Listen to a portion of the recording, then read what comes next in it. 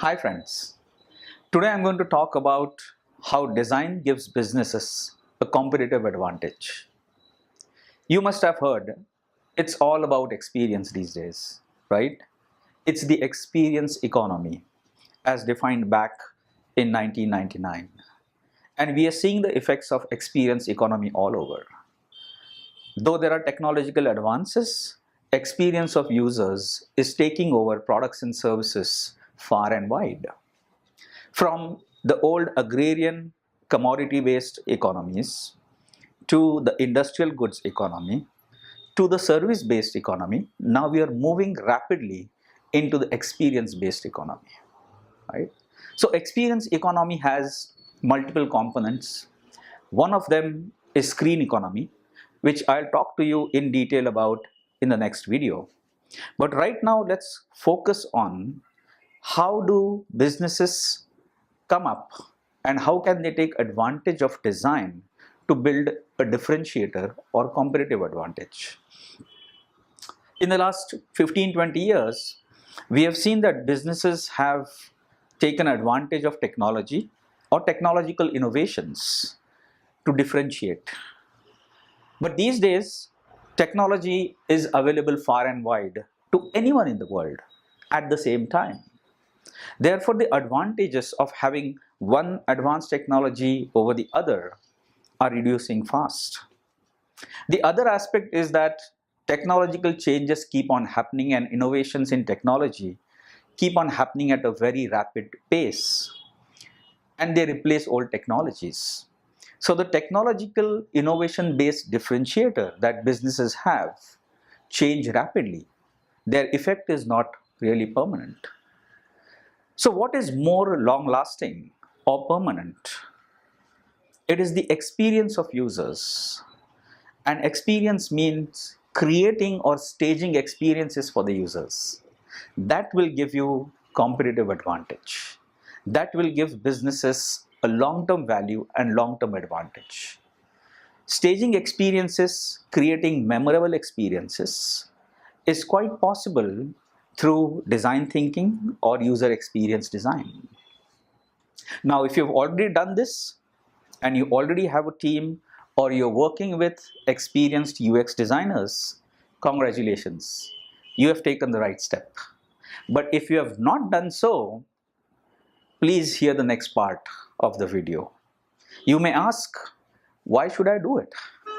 And how should I do it? I'm going to talk about that in the next few minutes. Now you know that technology differentiator cannot last longer. But how do you make experience as a differentiator last longer? Why should you do that in the first place is the question you might be asking. And here are some statistics. Out of a 1 trillion IT spend last year, 150 billion is lost alone because of poor usability or user experience. 300 billion is the cost of poor customer service in key 16 economies. 8-year stock performance of companies focusing on experience has been more than 100%. The chances of customers recommending your product, paying more for your product, or not switching to other products, your competitor's product, increases dramatically if you focus on customer experience and user experience. DMI's DVI, which is a design value index, has surpassed any other index by a whopping 219%.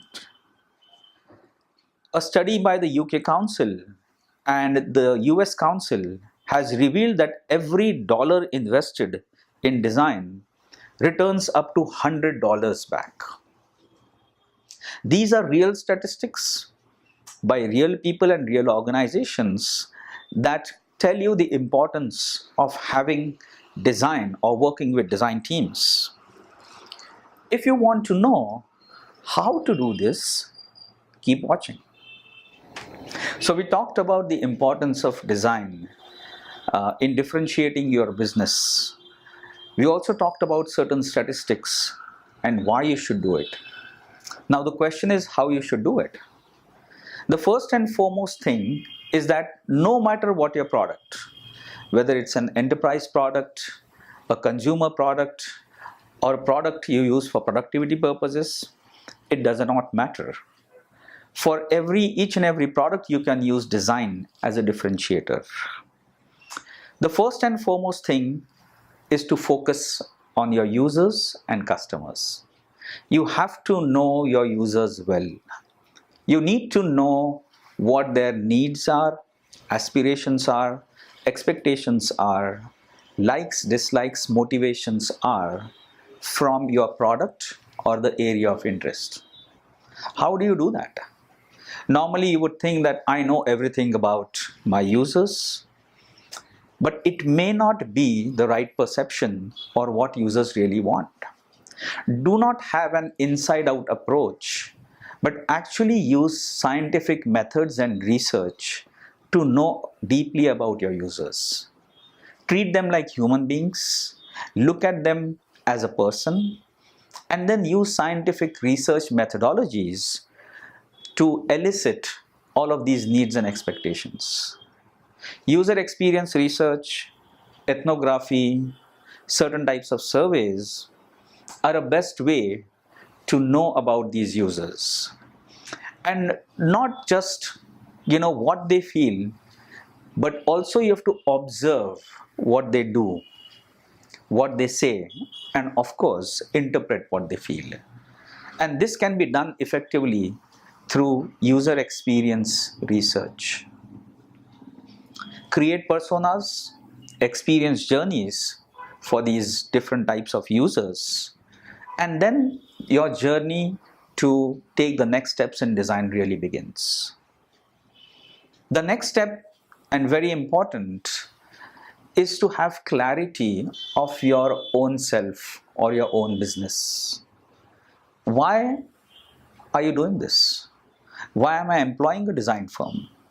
Why am I doing user experience research? Are the questions you should ask yourself and get a clarity on that.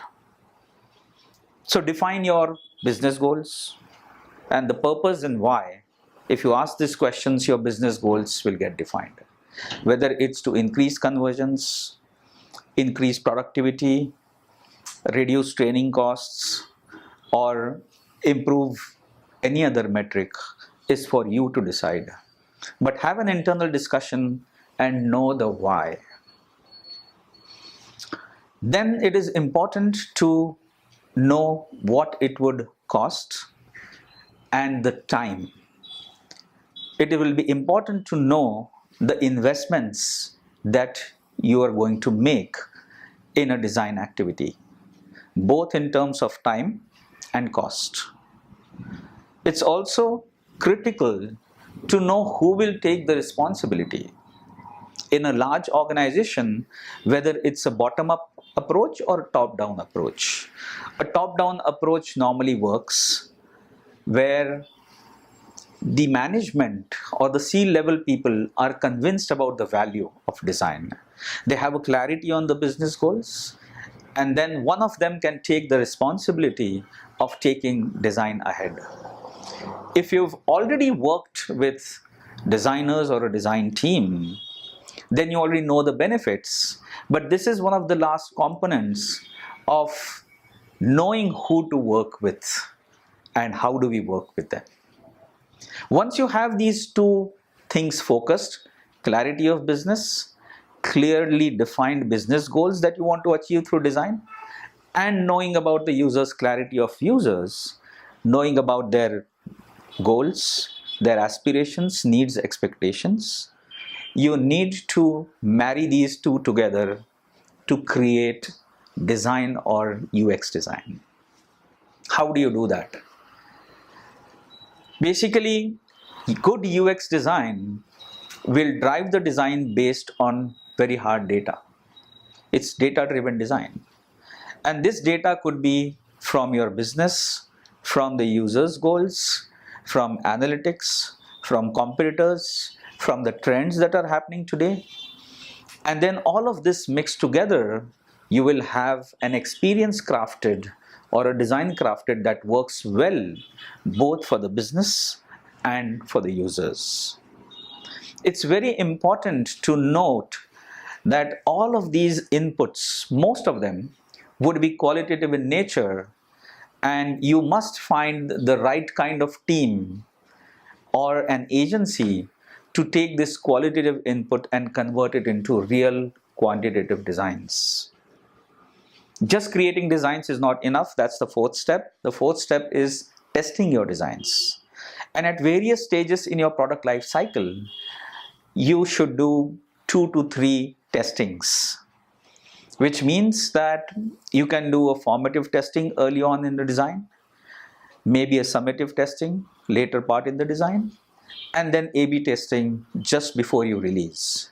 What testing will ensure is that you will de-risk your design completely before it goes out in the market. So these 4 steps are extremely important when you're setting up or starting a design in your company. First, clarity about users. Second, clarity about your own business and goals. Third, converting these 2 data points into design. And fourth is to test. Now the 5th point is very critical. If you already have an experience, good or bad, working with design teams or designers, then you already know the value of design. You already know what good design brings into the table and how it improves your products. If you've just started working or you haven't yet, the critical decision is to make or buy. Whether I should have my own team or whether I should work with an external agency. And it's a very critical decision. The very first experience of an experienced design team is also very important. Because if you have a very bad experience right at the outset, your design team establishment may get delayed. So it's extremely important to select the right partner or select the right team. And I'll talk about this topic in detail in further topics and further videos. But for now, you should remember that no matter what happens, whether you are establishing your own team or you are going for an external agency, select a partner that talks about the value of design. Select people who are familiar with ROI of design. And all of this together will make you successful and bring out the differentiator that design brings to your business. If you have any further queries on this topic, feel free to write to me on the email that is provided at the bottom. And thank you for watching this video.